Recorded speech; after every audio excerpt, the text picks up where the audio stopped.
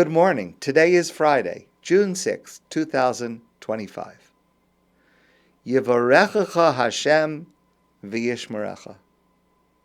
May God bless you and protect you. That's the opening of the famous bracha in this week's Torah portion, the Parsha of Naso. We refer to it as the Birchat Kohanim, the priestly blessing, because it is the bracha, the blessing that the Kohanim give to the congregation in Israel every morning, outside of Israel on Yom Tov. During the time that the Beit HaMikdash was standing in Jerusalem, the Kohanim would say this every day during the Karbanos, the offerings. It is perhaps the most widely known and used blessing in all of Jewish life. It's the bracha that many parents give to their children every Friday night. It's often given at weddings, bar mitzvahs, at other significant times in life. It's a beautiful, beautiful bracha. It consists of 3 verses. Let's focus on the first. Yivarechecha Hashem v'yishmerecha. May God bless you and protect you. And there's an obvious question. If God is going to bless us, then why do we need protection? Presumably, God's blessing includes that we're protected. So why do we need protection? Many of our sages say that first word, Yivarechecha Hashem, that God should bless us, God should bless you, means God should bless you with material plenty. We're going to get to the spiritual parts in the next 2 verses, but here it is material plenty. You should have enough. You should be satisfied. You should have what you need. Okay, that's very nice. It's a wonderful bracha. We all need it. We all want it. But again, the question, but why do I need protection? V'yishmerecha, and God's going to protect me. Why do we need protection? Rabbi Dr. Abraham Twerski suggests, and there are others that suggest this as well, that we need to be protected from the effect of wealth, of having material plenty. Because material plenty brings danger. So let me explain it as follows. Number 1, we talked about this in a different context recently. It's okay to want physical items, and it's okay to get pleasure from them in a legitimate way. That's fine. There's nothing wrong with that. But the more we have, and I'm talking about physical possessions, the more we have, the more danger we are in. Our sages tell us, Mar b'nechasim, mar b'daiga. The more material possessions a person has, the more worries a person has. If you are a well-to-do person, you have deals, you have things going on, and you have to worry about it. Is the stock market going up or down? Should I buy or sell? Or, the more you have, the more security you need. The more you're in danger of being the victim of a crime. You have to have guards, you have to have walls, you have to have safes. Mar b'nechasim, mar b'daiga. The more you have, the more worries you have. There's a fantastic story with Rav Yaakov Kamenetsky of blessed memory. So he was one of the great Torah scholars and teachers and leaders of the previous generation. And for many of his years, he was a rabbi in Toronto. And he knew very well members of the Reichman family, the famous Reichman family, very, very wealthy, religious family. Many of them in Toronto.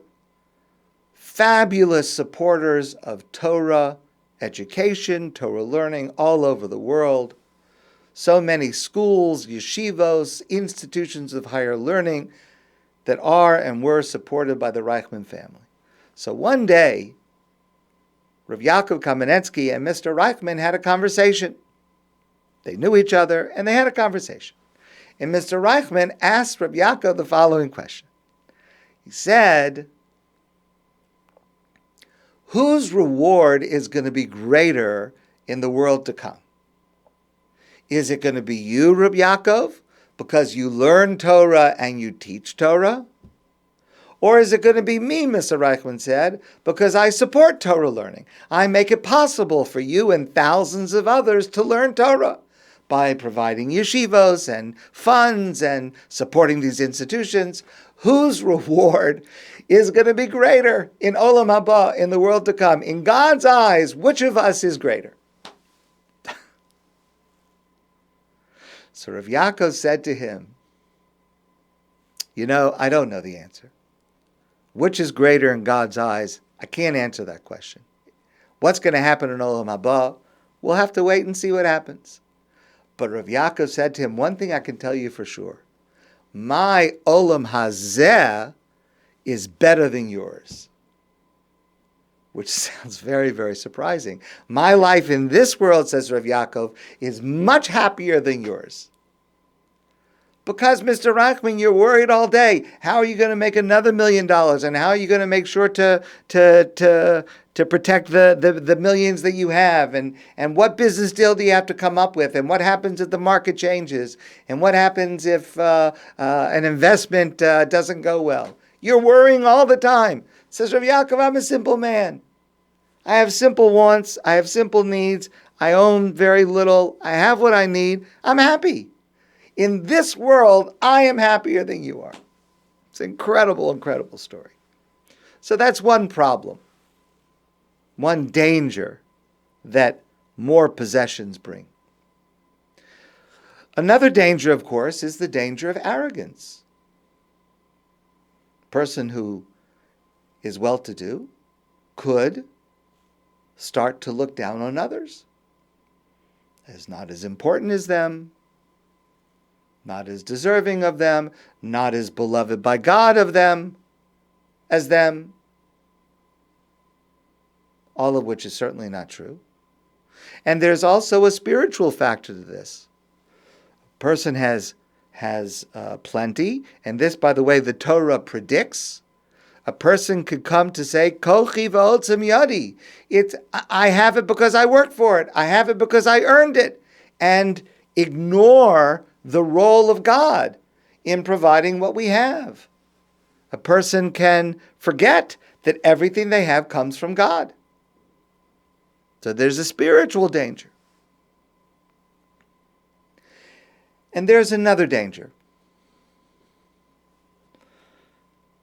I want to describe this danger by confessing something about myself. It's something I'm not proud of. It's something that I have tried to improve on, and I think I'm somewhat better at this than when I was younger, and it's embarrassing to me. But there have been times in my life, mostly earlier, as in general, I have to confess, I think that I'm too materialistic. That's the bottom line. I think I'm too materialistic. I think I'm too into physical things and wanting better things. It's a fault. It's a fault of mine. I'm trying to be better, but it's a fault. And certainly I can remember periods of time, mostly earlier, I'm trying to get over this, when there was something I wanted. Doesn't matter what it is. Something that I wanted. And I really wanted it. And it was a little bit more expensive than I could really afford, or I should have thought about getting. And so I was saving up some money to be able to afford this thing.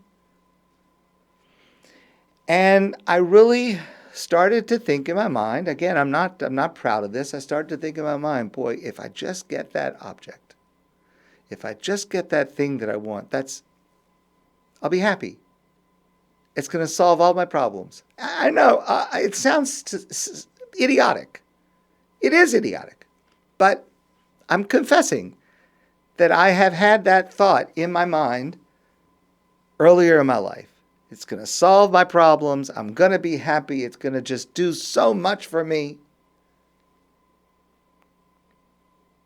Now, as I said before, I do have material things in my life that I love and that I enjoy and that I appreciate and that I get pleasure from.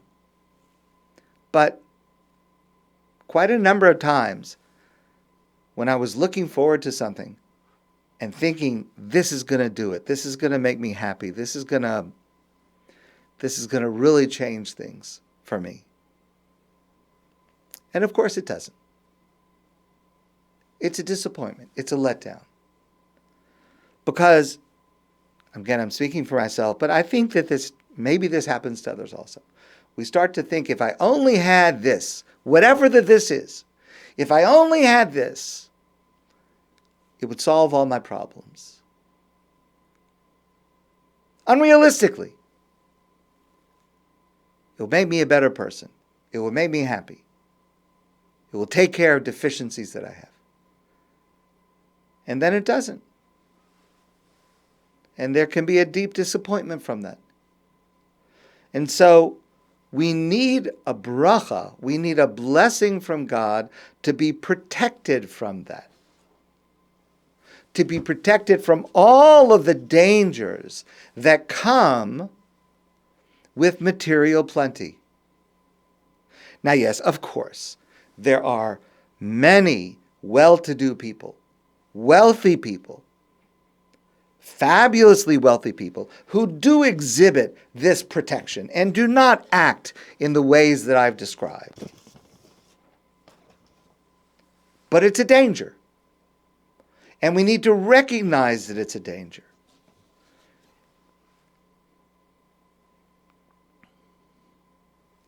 Obviously, many of us would say, okay, I'd like this problem. This is a good problem to have. Just give me the plenty. Just give me the plenty, and let me work on protecting myself. I'll take responsibility for that. But what the Torah is teaching us is wealth is a problem. It is a danger, and it requires protection. There's protection guardrails that we have to put into place. And of course, we ask God to help us. If you're going to give us the plenty, which we want, which we legitimately want, then we're asking God also, please help us with the protection that it doesn't harm us. I've quoted to you many times Dr. David Pelcovitz, psychologist, tremendous insights. I once heard him say that there has been extensive scientific research on the connection between wealth and happiness. Most people, if you ask them, would you be happier if you had more wealth? They would say, sure. I would say, sure. Extensive research shows that there is absolutely a connection between wealth and happiness. And the connection is inverse. The more a person has, the less chance that they're happy. The less a person has, the more chance that they're happy. That's just scientific data. Okay. We still ask Hashem for plenty, but when we do, we also need protection from it. That's what this bracha teaches us. Rebbetzin Kotler, she was the wife of Rabbi Aharon Kotler. He was the great scholar and sage who moved to Lakewood, New Jersey when there were almost no Jews there and started a yeshiva that has become one of the largest yeshivos in the world. Rebbetzin Kotler used to say, I pray for my children that they should never have more than they absolutely need. I don't know what her children thought about that prayer, but the idea behind it is exactly what the Torah is teaching.